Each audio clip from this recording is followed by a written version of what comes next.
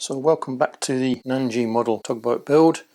This is vlog number 5 and is part 3 on the installation of the Kort and prop shaft. So I left you at the end of the last video having just cut off a section of the rudder tube. I keep calling this the stern tube in the other videos. I do apologise. It is the rudder tube and then the rudder drive shaft there. I cut off around about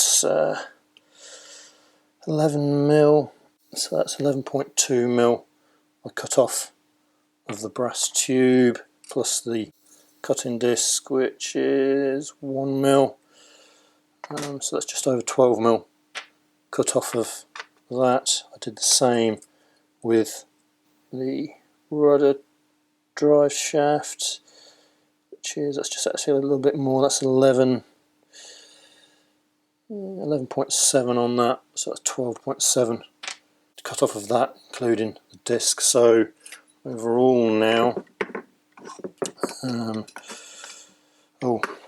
what I also did as well, which wasn't in this video, I've actually cut off the top part of this moulding that's holding the rudder drive shaft, sanded down as much as the Kort as I could. Really, I perhaps could do another mil or so, but there's not much more to have on that, and then glued this back on, and I've actually filled it with some filler as well, because that narrowed out the top section here this way, so I've just filled it over this to make it look nice, and this is actually ready for painting now.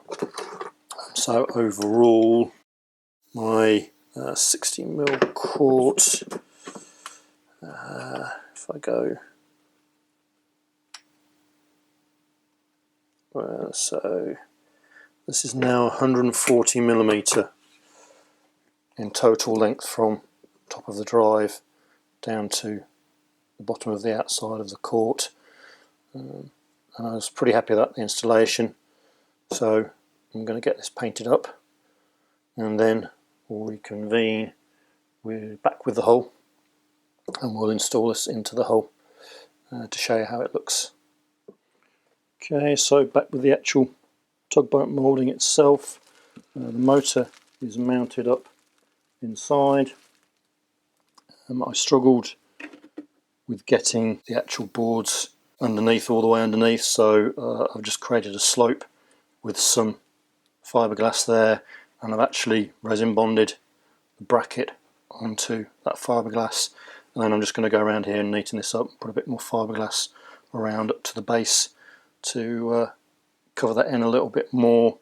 The drive shaft tube is now embedded in fiberglass underneath here, and you see it sticking out the bottom, so still a little bit of work to do around here to tidy this up, and also around here where the Kort nozzle goes through, just a bit of tidying up and rubbing down, but they're pretty much installed.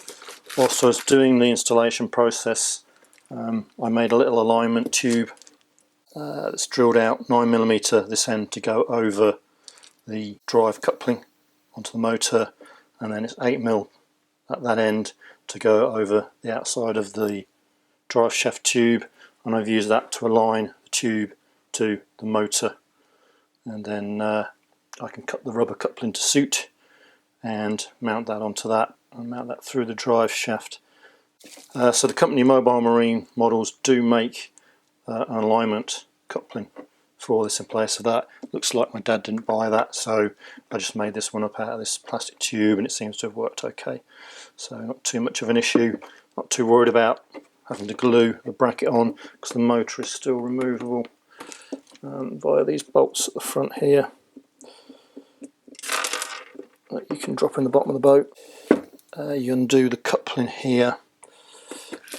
There's just one small little grub screw that holds the coupling onto the motor drive shaft.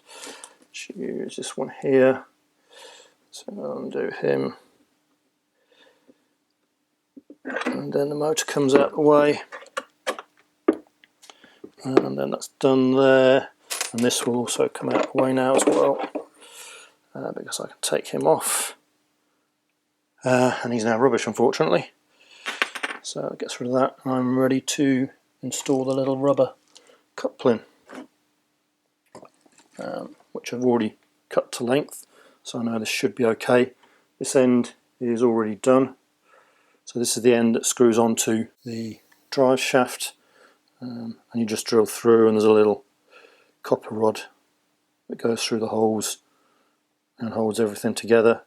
So all I've been doing, I'll line this up with where I want the hole to go. First one doesn't matter.